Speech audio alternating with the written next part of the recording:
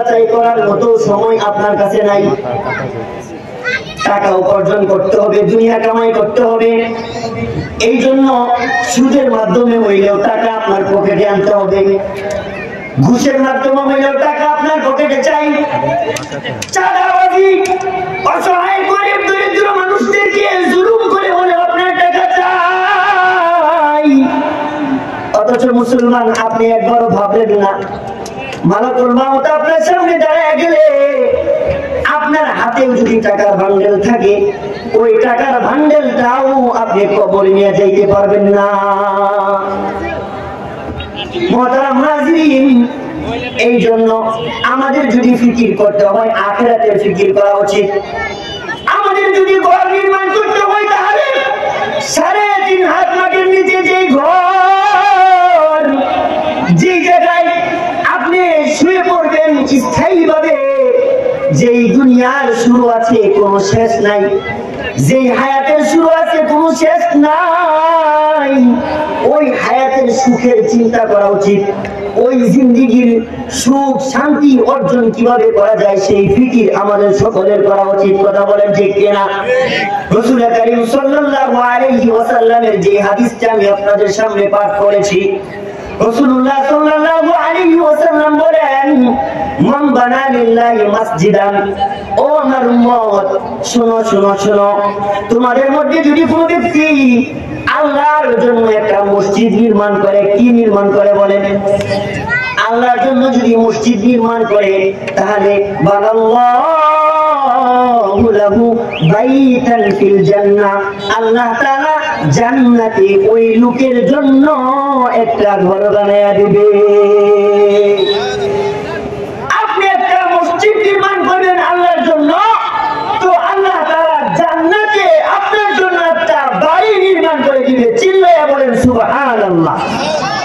মুহতারাম হাজিরিন, কিন্তু আফসোস আর দুঃখের বিষয়, আমাদের সকলের পক্ষে তো ঘর মসজিদ একটা নির্মাণ করা সম্ভব না। কথা বলেন ঠিক কিনা? কয়জনের এমন টাকা আছে ইসমাইল পরিষদের মতো যে জায়গা দিয়ে মসজিদ নির্মাণ করবে একা নিজের অর্থায়নে? আমাদের তো এমন সামর্থ্য কারণ নাই।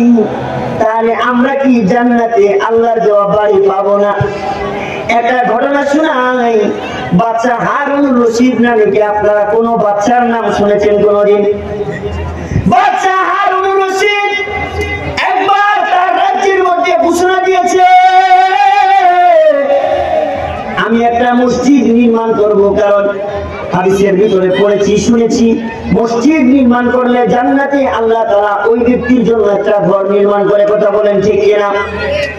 এই হাদিসের ফজিলত পাওয়ার জন্য তিনি তিনার এলাকার ভিতরে ঘোষণা দিলেন, শোনো আমি একটা মসজিদ বানাবো, তবে এর সাথে আরেকটা ঘোষণা হলো, আমি যেই মসজিদ নির্মাণ করব আমার এই মসজিদের ভিতরে সম্পূর্ণ অর্থায়ন করব আমি নিজে, এখানে অন্য কারো কোনো দান দক্ষিণা নেওয়া হবে না। আমি নিজের টাকা দিয়ে, নিজের পকেটের টাকা দিয়ে মসজিদ বানাবো, তোমরা কেউ কি করতে পারবে না, দান খায়রাত করতে পারবে না। আমি নিজের টাকা দিয়ে মসজিদ বানাবো। মসজিদের নির্মাণ কাজ শুরু হয়ে গেছে। অনেক কামদারা, অনেক শ্রমিকরা, কর্মচারীরা কাজ করতেছে, মসজিদ নির্মাণ করতেছে।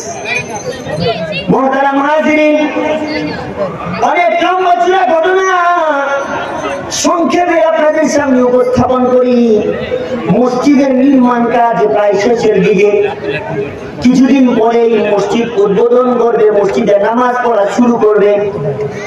একদিন বাচ্চা হারুন রশিদ ঘুমের মধ্যে স্বপ্ন দেখতেছে, যারা বাচ্চা তারপরেও ছিল আল্লাহ তাআলার ওলি।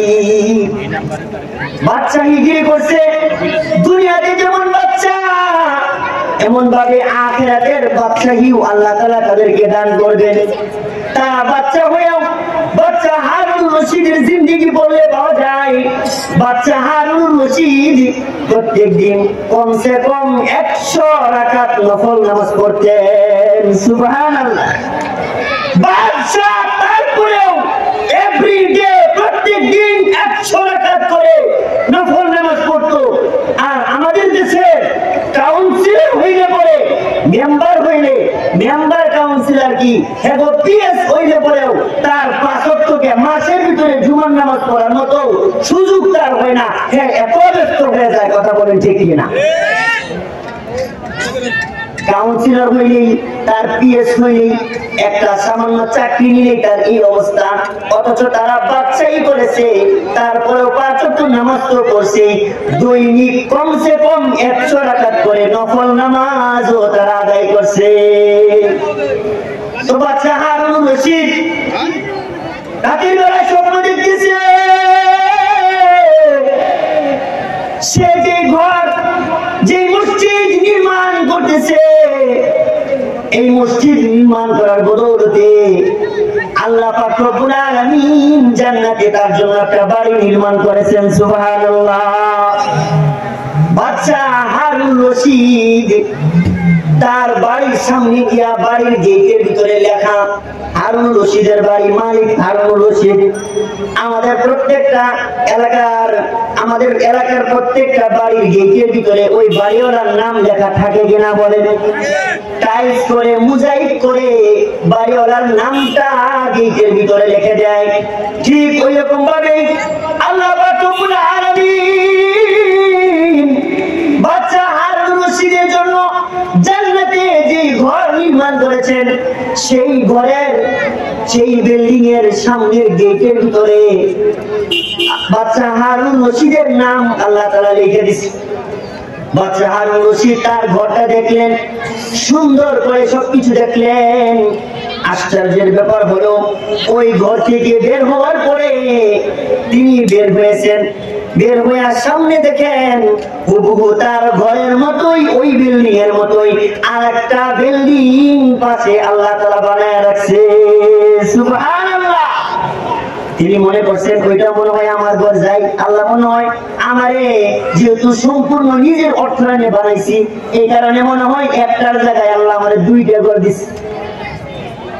কিন্তু না না না, বিষয়টা এমন নয়। দ্বিতীয় ঘরের সামনে গিয়ে দেখে ওই বিল্ডিং এর সামনের গেটের উপরে বাচ্চা হারুন রশিদের নাম নয়, ওই গেটের ভিতরে আহমদ নামে এক ব্যক্তির নাম। সুবহানাল্লাহ। সিকিউরিটি গার্ড যারা আছে তাদেরকে জিজ্ঞাসা করে কি ব্যাপার, এই আহমদ নামে একটা লোক, এই বিল্ডিং এর মালিক আহমদ, এই আহমদ আবার কে বলো? ওই বাচ্চা আপনি যে ঘর নির্মাণ করেছেন, আপনার ওই মসজিদ নির্মাণ কাজের ভিতরে যারা শরীক ছিল, যারা কর্মচারী ছিল, যারা লেবার ছিল, হেল্পার ছিল, রাজমিস্ত্রি, এদের ভিতরে এক মিস্ত্রির নাম আহমদ। আল্লাহ তাআলা ওই আহমদের জন্য এই ঘর নির্মাণ করেছে। ঘুম ভেঙে গেছে, ফজরের নামাজ আদায় করেছেন মসজিদে। ফজরের নামাজ আদায় করার পরে তিনি যারা শ্রমিক তাদের কাছে চলে গেছেন, এই তোমাদের ভিতরে আহমদ কে আছে বলো? একে একে সবাইকে জিজ্ঞাসা করেছে আহমদ নামে কে আছে বলো। পরিশেষে একজন জীর্ণ শীর্ণ ব্যক্তি, সে ভয় পাইতেছে, কাঁপতেছে। হায় রে, বাচ্চা মনে হয় আমার ঘটনাটা যাই না পালাইছে, আমাকে মনে হয় বাচ্চা এখন মারবে, আমাকে হয়তো বা বাচ্চা হত্যা করতে পারে। বলতেছে এই আহমদ, বলো বলো বলো, তুমি এমন কি কাজ করলা যেই কাজের কারণে আমি হারুন রশিদ মসজিদ বানাইলাম? আমার মসজিদ এর কারণে জান্নাতে আল্লাহ পাক রব্বুল আলামিন আমাকে একটা ঘর দিয়েছে, কিন্তু তোমাকে আল্লাহ তাআলা কিসের কারণে ঘর দিয়েছে বলো? আহমদ বলে, বাদশাহ আপনি তো নিষেধ করেছিলেন আপনার এই মসজিদে অন্য কেউ সুযোগ শরীক হতে পারবে না, কিন্তু আমার মনটা মানতেছিল না। আল্লাহর একটা ঘর নির্মাণ হবে, মসজিদ নির্মাণ হবে, আর আমি সেই জায়গায় শরীক থাকতে পারবো না, এটা আমার মনে মানতেছিল না। আর শরীক থাকার মতো আমার কোনো অর্থ টাকা পয়সাও ছিল না। কিন্তু বাচ্চা আমার বাবার সম্পত্তি হিসেবে উত্তরাধিকারী হিসেবে আমি আমার বাড়ির যে ভিটাটা আমি পেয়েছি, সেই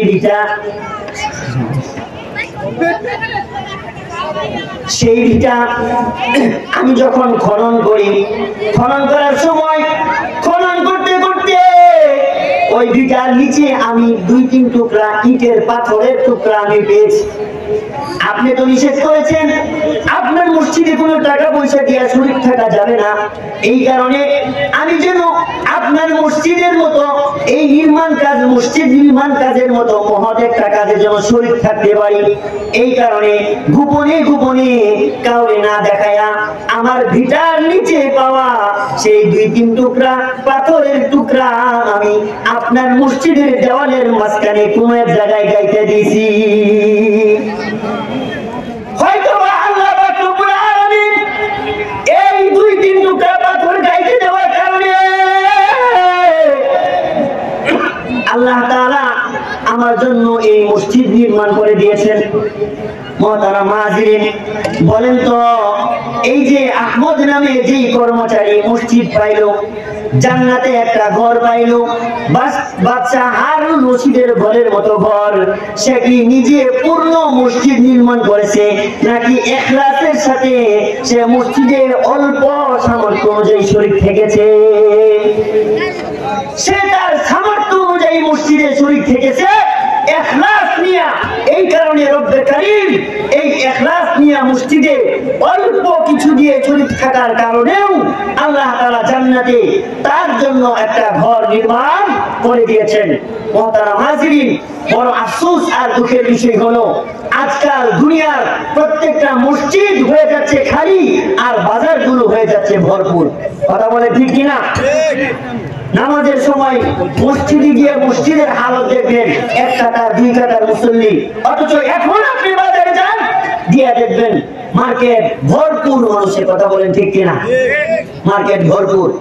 অথচ উচিত ছিল মুসলমানদের এই দেশে মসজিদগুলো থাকবে আজানের আগেই ভরপুর, আর আজানের আগ থেকেই বাজার মার্কেট দোকানপাট সবকিছু বন্ধ হয়ে যাবে। কথা বলেন ঠিক কিনা? বড় আফসোস, ইহুদি খ্রিস্টান বিধর্মীরা আজকে আমাদেরকে মসজিদ থেকে বের করার জন্য নানান ভাবে তারা নানা কৌশলে মুসলমানদেরকে তাদের ধর্মীয় উপাসনালয় মসজিদ এবং ধর্মীয় প্রতিষ্ঠান মাদ্রাসা এবং তাদের ধর্মীয় আলোচনার জায়গা ওয়াজ মাহফিল থেকে সরিয়ে তাদেরকে গুনাহের আড্ডার মধ্যে তাদেরকে লিপ্ত করাইতেছে। কথা বলেন ঠিক কিনা? মুহতারাম হাজিরিন, এই জন্য আমাদের সকলের সোচ্চার হতে হবে। আল্লাহ পাক রব্বুল আলামিন আমাদের সবাইকে, আল্লাহ তাআলা আমাদেরকে যেই জন্য তৈরি করেছেন তার ইবাদত বন্দেগী, সেই ইবাদত বন্দেগী করে রব্বে কারীমের গোলামি করেই যেন আমরা আমাদের জিন্দেগি শেষ করতে পারি।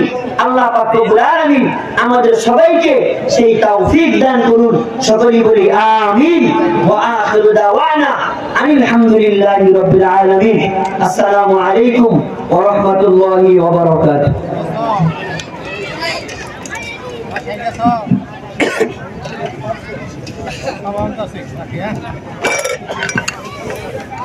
একটু সেট করে নেন তো।